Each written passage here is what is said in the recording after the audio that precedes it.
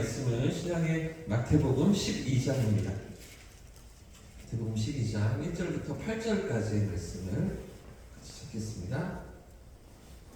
신약 성경 마태복음 12장 1절부터 8절 말씀인데요. 교독해서 한 절씩 읽겠습니다. 그때 예수께서 안식일에 밀밭 사이로 가실새 제자들이 시장하여 이삭을 잘라 먹으니 바리새인들이 보고 예수께 말하되 보시오 당신의 제자들이 안식일에 하지 못할 일을 하나이다.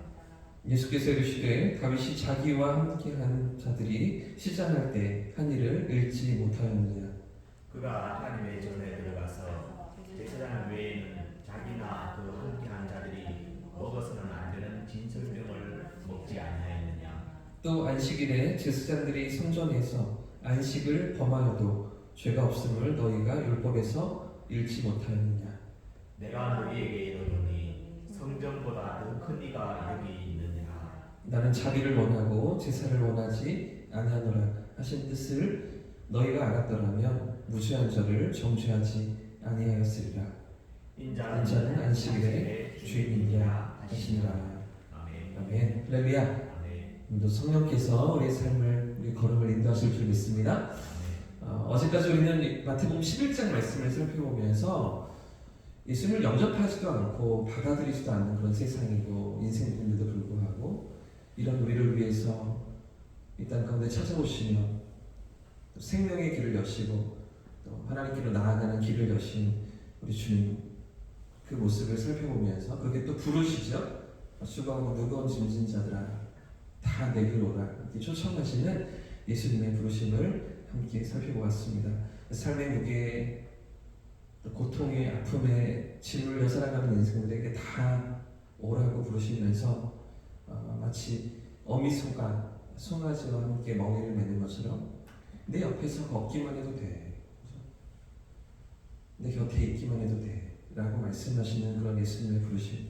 우리 삶에 찾아오는 여러 가지 문제들을 주님 앞에 맡겨드리고 주님의 그 돌보심과 또 인도하심과 책임져 주심을 경험하는 그런 삶의 자리로 우리를 부르시는 모습을 함께 살펴보았는데요. 자, 그리고서 이어지는 오늘 본문이 12장 어떤 내용입니까? 방금 읽으신 내용이 어떤 장면입니까? 바리새인들이 나와서 예수님께 시비를 걸고 있죠.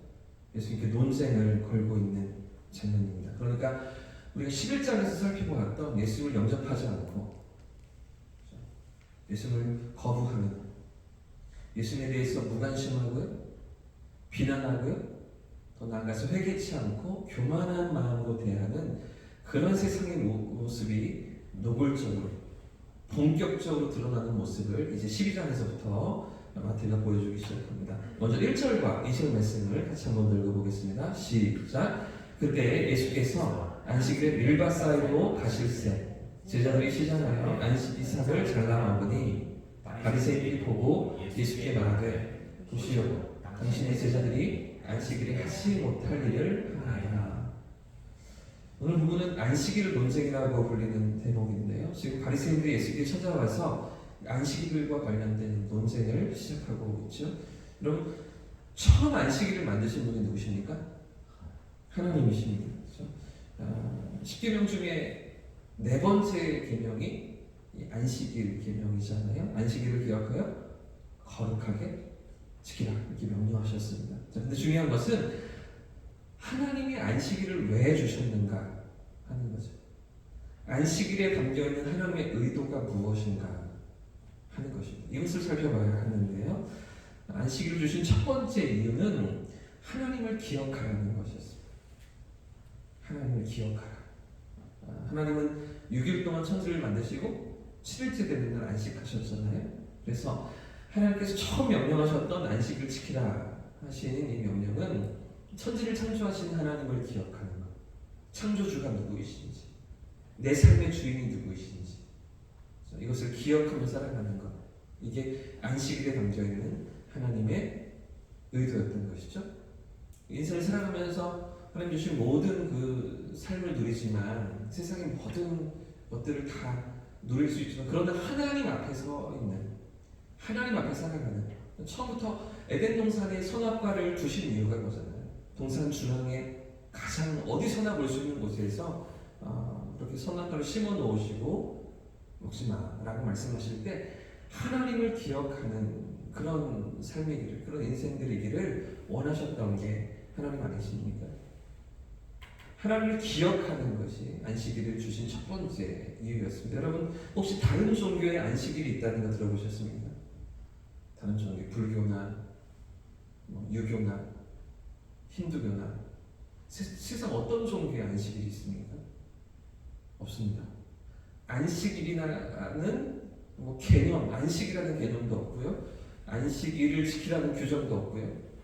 다른 종교에서는 찾을 수가 없는 것이죠. 오직 기독교만 안식일을 가지고 있습니다. 하나님 명령하시는 겁니다. 이 안식일을 지킴으로써 창조주를 기억하라 하는 거죠. 뿐만 아니라 또 하나의 이유가 더 있는데, 두 번째는 안식의 복을 누리라는 것입니다. 쉼을 가지라는 것입니다.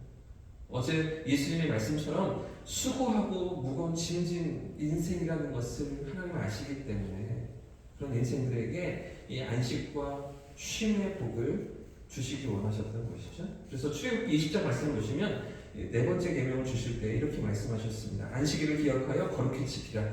엿새 동안은 힘써 내 모든 일을 행할 것이나 일곱째 날은 내 하나님 여호와의 안식일인즉 너나 내 아들이나 내 딸이나 내 남종이나 내 여종이나 내 가축이나 내 문 안에 머무는 객이라도 아무 일도 하지 말라. 이렇게 하나님께서 명령하신 겁니다. 심지어 종들에게조차, 더 나아가 짐승들까지도 안식을 누릴 수 있도록 쉼을 가질 수 있는 권리를 하나님 명령하신 것이죠. 여러분, 당시 이스라엘 백성들이 십계명을 받았을 때를 생각해 보십시오. 이 안식일에 대한 계명을 받았을 때를 한번 떠올려 보십시오. 지금 하나님께서 10가지 계명을 주시는데 앞에 3가지는 하나님께 대한 것이었습니다. 자, 그런가면 4번째부터 10번째 계명까지 또 사람들과 관련된 인생들 삶의 자리에서의 그 중간에 4번째 안식일에 대한 계명이 있는 것이잖아요. 물론 이 계명도 하나님께 관련된 것이긴 하지만 이게 우리 인생들, 이스라엘 백성들을 위해 주셨던 것입니다. 사실은 하나님이 필요하셔서 만들어 놓으신 게 아니라 그들에게 주셨던 이유가 무엇입니까? 지금까지 그들이 430년 동안 종살이 했기 때문입니다. 노예 생활을 했기 때문입니다. 종료 부림을 받으면서 괴로운 인생의 삶의 자리, 고통스러운 그 시간들을 지나갈 때 쉬는 날이 있었을까요? 애굽의 그 강팍한 마음의 그 이방인들이 그들을 부리면서 10가지 재앙을 당하면서도 놔주지 않는 그런 고집스러운 그런 주인들이 이들을 쉴 수 있게 해줬겠습니까? 쉼이 없는 거죠. 안식이 없는 거죠. 매일같이 고된 노동에 시달리는 그런 사람들의 시간을 안 했겠습니까? 아침부터 저녁까지 쉬는 날도 없이 학대를 당하고 괴로움을 당하는 그런 삶의 자리를 지나왔잖아요. 그래서 하나님은 안식일을 지키라 딱 율법으로 정해놓으셨습니다. 쉴 수 있는 권리, 안식할 수 있는 그 어떤 권리를 그들이 누릴 수 있도록 하나님께서 만들어주실 때 그 4번째 계명으로 다 못 박아 놓으심으로 사실은 다른 이웃과의 관계, 세상 가운데서의 관계도 물론이지만 너 자신을 위한 그 하나님의 형상으로 지음받은 인생들을 위한 그 계명으로서 하나님 주신 이 안식에 대한 계명이었던 것이죠. 그래서 하나님은 안식을 지키라 율법을 딱 정해놓으시면서 당시 고대 근동 문화와 그런 상황이었기 때문에 당장은 노예 제도를 없애진 않으십니다. 당장은 이 종로 부리는 일을 없애지는 않으시지만 그건 어떻습니까? 어떤 누구라도 비록 그가 선택받은 이스라엘 백성이 아니고 이방 민족이라고 할지라도 그렇죠? 더 나아가서 종들도 노예들도 심지어는 짐승들까지도 쉴 수 있는 권리를 갖도록 하나님 이 율법을 주신 거죠. 이 계명을 주셨던 거죠. 자, 그러니까 처음부터 하나님이 안식일을 주신 목적이 무엇입니까? 안식일을 거룩히 지켜 그렇게 말씀하셨을 때 꼼짝도 하지 말고 일하지 마. 내가 명령한 거는 너 반드시 지켜야 돼. 아무런 일도 하면 안 돼. 일을 하면 너 잘못한 거. 여기에 하나님 뜻이 있습니까? 그렇지가 않죠. 하나님 안식을 주신 이유는 쉼을 두자는 겁니다. 안식을 가져가는 겁니다. 하나님 앞에서 하나님을 기억하면서 쉴 수 있도록, 재충전을 할 수 있도록, 여기에 하나님의 뜻이 있는 것인데요. 그런데 당시에 예수님 당시에 바리새인들은 완전히 잘못 나아가고 있는 거죠. 완전히 잘못 이해하고 있었던 것입니다. 이런 목적으로 안식일을 주신 하나님의 의도를 전혀 깨닫지 못한 채 이 형식과 껍데기를 붙들고 있던 그들이었는데, 그래서 1절과 2절 말씀, 우리가 읽었던 말씀을 보시면 이제 예수님께서 제자들과 함께 밀밭 사이로 지나가시는 중에 제자들 몇이 시장에서 배가 고파서 이삭을 잘라 먹었던 것 같습니다. 자, 근데 문제가 무엇입니까? 마침 그날이 안식일인 거죠. 안식일. 자, 이 모습을 바리새인들이 보고서 딱 걸렸다, 잘 걸렸다 생각하면서 예수님께 나와 시비를 걸고 있는 건데요. 당신의 제자들이 안식일에 하지 못할 일을 범하지 않았나? 당신 랍비라면서 스승이라면서 어떻게 생각하느냐? 이거 어떻게 처리하겠느냐? 라고 지금 따져놓고 있는 것입니다. 당시 바리새인들은 안식일과 관련하여서 39개나 되는 많은 율법들을 더 추가해 놓았습니다.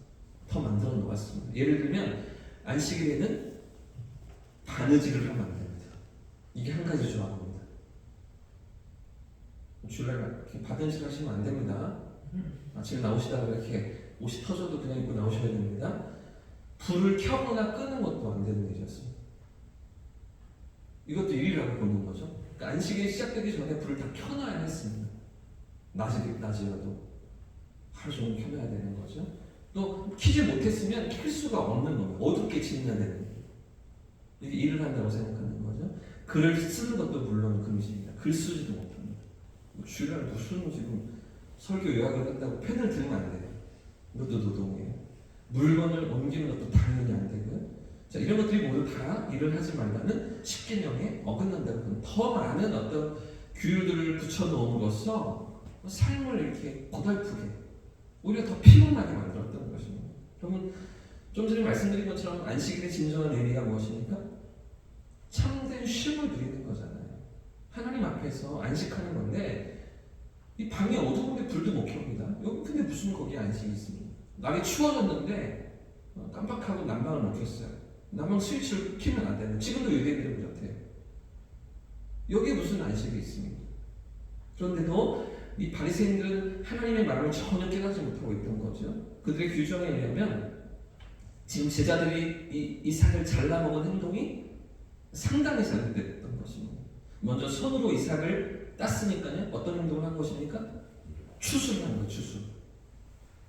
그리고 이 이삭을 비볐습니다.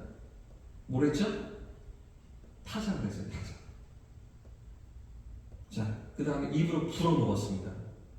어떤 행동을 한 것입니까? 어떤 일을 한 것이죠? 키질을 한 거예요. 이렇게 보는 거예요. 그러면서 예수님을 공격하고 있는 겁니다. 이게 그냥 그 제자들을 향한 바리새인들의 공격이 아니라 당시에 다른 사람들을 향해서도 이렇게 율법적인 올무를 얼매어 놓았던 것이죠. 그렇게 살아가던 상황 가운데, 그런 어떤 배경 가운데 지금 이 문제를 가지고서 예수님을 공격하고 예수님이 시비를 걸고 있는 것입니다. 안식을 주신 본래의 취지와 목적은 상실한 채 껍데기만 붙들고 있었던 것인데, 여러분 오늘 이 논쟁의 뒷부분은 다 다룰 수가 없어서 오늘 여기까지만 하고요. 내일 또 나머지 내용을 같이 살피려고 하는데, 여러분 혹시 우리에게 있어서 이 바리새인들과 같은 형식만 남아있는 모습은 없습니까? 하나님이 원하시는, 하나님 우리에게 요구하시고 기대하시는 그 진짜 본질적인 것들은 우리가 생각하지 못한 채 어쩌면 그래 왔으니, 그렇게 해왔으니, 그렇게 배워왔으니 껍데기만 붙들고 있는 형식만 남아있는 그런 삶의 모습들은 없을까요? 우리는 너무나 익숙하지만 그게 당연한 듯 보이지만 사실은 그 안에 담겨있는 진정한 하나님의 의도와 하나님의 마음을 깨닫지 못하고 그것을 우리에게 주신 하나님을 만나지 못하는, 하나님을 경험하지 못하는,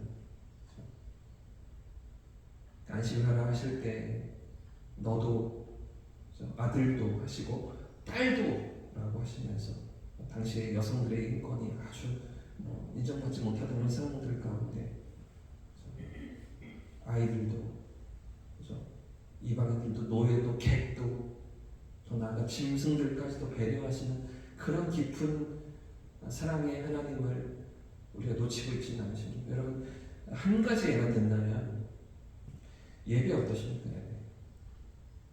우리가 드리는 예배, 주일마다 드리는 예배, 오늘 이 새벽에도 드리는 예배, 하나님을 정말 만나고 계십니까?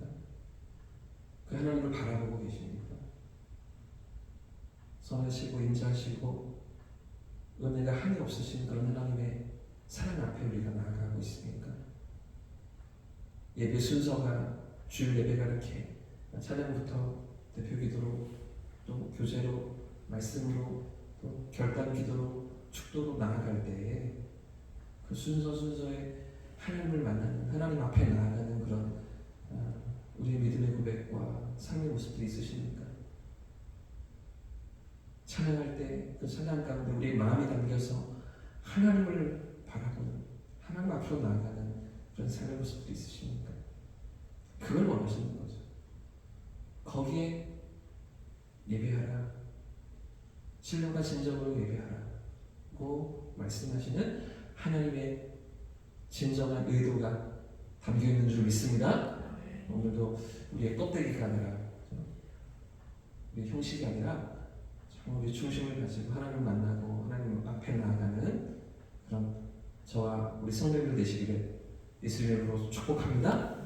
오늘도 우리 삶의 자리에서 하나님과 친밀한 삶을 누리고 하나님 앞으로 더 가까이 나아가는 복된 하루가 되시기를 축복합니다.